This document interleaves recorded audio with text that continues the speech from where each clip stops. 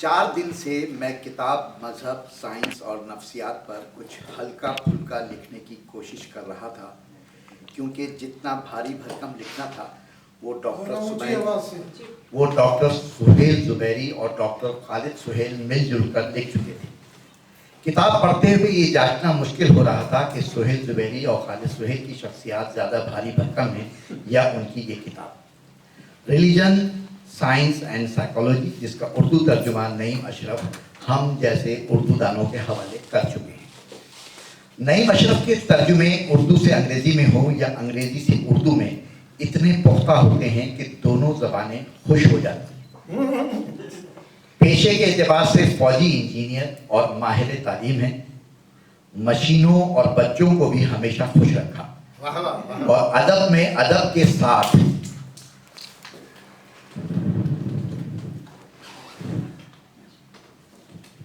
مشینوں اور بچوں کو بھی ہمیشہ خوش رکھا اور ادب میں ادب کے ساتھ جس کتاب کا بھی ترجمہ کیا قاری پڑھ کر کھل اٹھا۔ کہتے ہیں بیوی کے لیے ایک ہی زبان کافی ہوتی ہے۔ اب کچھ شرپسندوں کا خیال ہے کہ نعیم اشرف کے لیے بھی ایک زبان کافی تھی۔ ان کی وجہ سے ہمیں خالد سہیل کی کتابیں دو زبانوں میں پڑھنا پڑتی۔ کہتے ہیں کہ مزاح نگار اگر اپنا پھلکا اڑائے تو لوگوں کو اس میں گول گپوں کا مزہ آتا ہے۔ تو سن لیجئے کہ ریلیجن، سائنس اینڈ سائیکالوجی پڑھتے ہوئے راکن کو مشکل یہ ہو رہی تھی کہ ان میں سے ہر مضمون راکن نے صرف نصاب کی حد تک پڑھا تھا۔ مذہب کے لیے اسلامیات کی کتابیں رٹی تھیں یا پھر مولوی صاحب کے ڈنڈے آدائے ممنوعہ پر کھائے تھے۔ سائنس کے لیے طبیعیات، کیمیا اور حیاتیات کے صرف ان صفحات کو کھول کر پڑھا تھا جہاں سے امتحانات میں سوالات پوچھے جاتے ہیں۔ ہمیں تو ڈاکٹر سہیل زبیری سے آج یہ بھی پوچھنا ہے کہ کوانٹم فزکس کا تو سنا تھا، اس کے آگے آپٹکس کی شاخ کی پیوندکاری کب سے کر دی گئی؟ ہم ہی وہ طالب علم تھے جس نے سائنس اور آرٹس کی فیکلٹیز کے چکر کاٹ کر بالآخر صحافت میں ماسٹرز کر لیا تھا۔ اس پر ابا جان کا تاریخی جملہ سامنے آیا تھا کہ بیٹا تم نے ڈگری حاصل کر لی، اب جاؤ تعلیم حاصل کرو۔ اب رہ گئی بات نفسیات کی، تو اس کے لیے بھی نفسیات کی کتابیں نہیں پڑھی، بس اطراف موجود نفسیاتی مریضوں سے کام چلایا۔ اور اب جا کر ڈاکٹر خالد سہیل کے نفسیاتی مضامین ہم سب پر پڑھنا شروع۔ ان مضامین کی تعداد پلک جھپکتے 500 تک پہنچ گئی، جس پر ہماری اپنی بیگم کا مشورہ ہے کہ اب آپ خالد سہیل پر پی ایچ ڈی کر لیں۔ قصہ مختصر، ہم نے کتاب کی وقت گردانی شروع کی۔ کتاب پڑھتے پڑھتے کئی بار آنکھ لگی اور کئی بار کتاب میں اتنا ہی دل لگا جتنا کہ محبوبہ میں لگتا ہے۔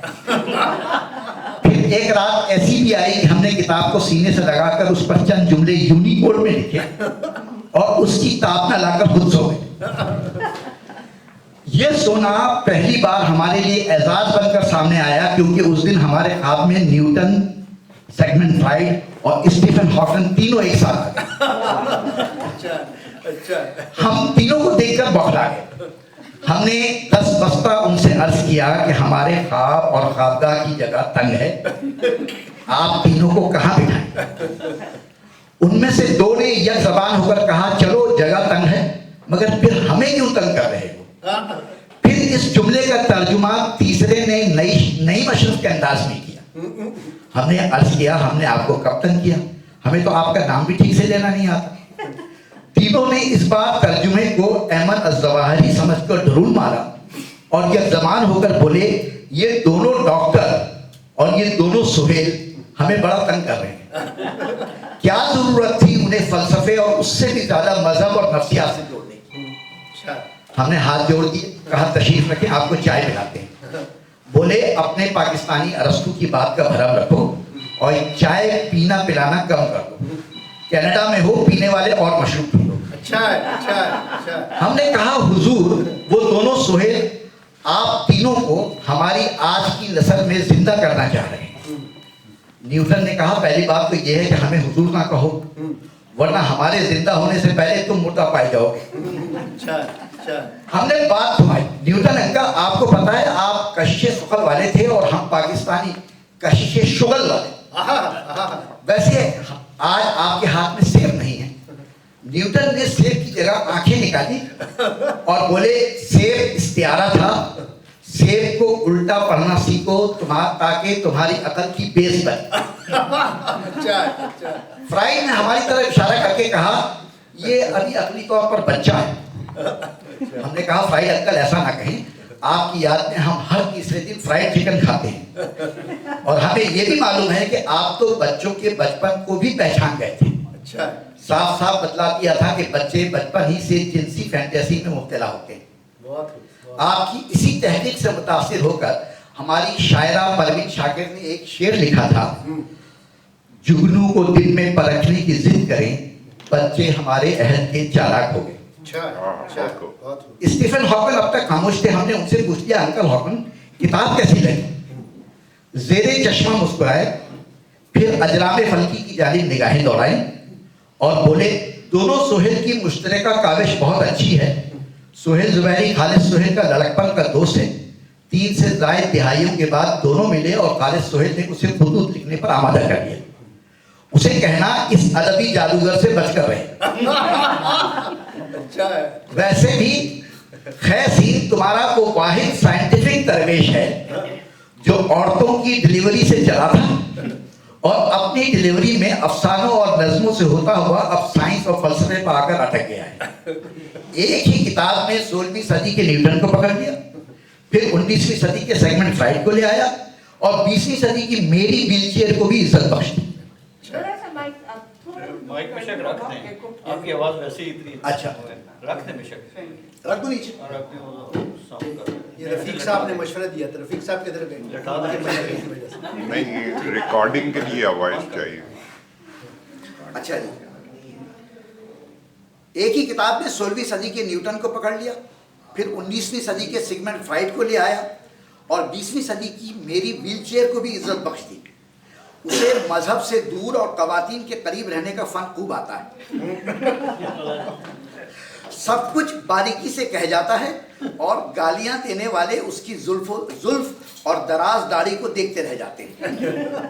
तुमने उसके बारे में 2 जुमले खूब लिखे थे कि खालिद सोहेल ने बाल बच्चों में से अपने बालों की परवरिश खूब की और हक़ महर के अलावा हर हक अदा किया। मैं तो आजकल अजराम फल्की में इसके लिए चांद सा चेहरा ढूंढ रहा हूँ। मेरी साइंसी दुआ है कि उसे ऐसी महबूबा जल्द से जल्द मिल जाए। तुम तो वैसे भी जानते हो कि मैंने भी 2 शादियां की थी। हमने न्यूटन और सिगमंड फ्राइड अंकल्स को भी टटोला, आप दोनों की किताब के बारे में क्या राय है? फ्राइड अंकल बोले वो तो मेरा और गालिब का कैनेडियन एडिशन है।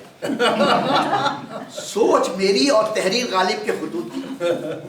न्यूटन अंकल बोले मजहब, नफ्सियात और साइंस का आपस का मेल मिलाप, वो भी बगैर डाक टिकट वाले खुतूत के जरिए, एक नया अंदाज है जो इस किताब में मिलता है। अंग्रेजी वाली किताब अमेज़ॉन पर खूब बिकेगी और उर्दू तर्जुमा पाकिस्तानी मुफ्त में मिले तो हाथों हाथ लेंगे। अच्छा। हमने आगे बढ़कर तीनों साइंसदानों और फलसफियों से जोरदार मुसाफा किया और आँख खुल गई। शुक्र अदा किया कि जो तबसरा हम लिख नहीं पा रहे थे उसमें सदियों की मदद शामिल हो गई। शुक्र इस बात का भी कि आज कोविड के 3 साल बाद फैमिली ऑफ द हार्ट की वो महफिल जमी है जहां हर फिक्र सोच के हामिल अदब नवाज अपनी अपनी स्वीट हार्ट के साथ जमा होते हैं। हमने कोविड और वजद पसंदाना सोच को शिकस्त दे दी। परवेज सलाहुद्दीन और सुल्तान रफ़ीक मुबारकबाद के मुस्तहिक हैं और वो भी जो आज अपने ख्यालात का इजहार कर रहे हैं। मैं डॉक्टर खालिदा नसीम, शाहिद अख्तर, रफ़ी मुस्तफ़ा, हुसैन हैदर, अस्करी नकवी और मुनीर परवेज़ को गौर से सुनना चाहता हूँ क्योंकि हर गौर मेरे लिए फ़िक्र का पैगाम लाता है। आप सबका भी शुक्रिया कि आपने मुझे दोनों कानों से सुना, वरना हेडफोन की इजाद के बाद आप सबका भी शुक्रिया कि आपने मुझे दोनों कानों से सुना, वरना हेडफोन की इजाद के बाद अब तो औलाद भी हमारी नहीं सुनती।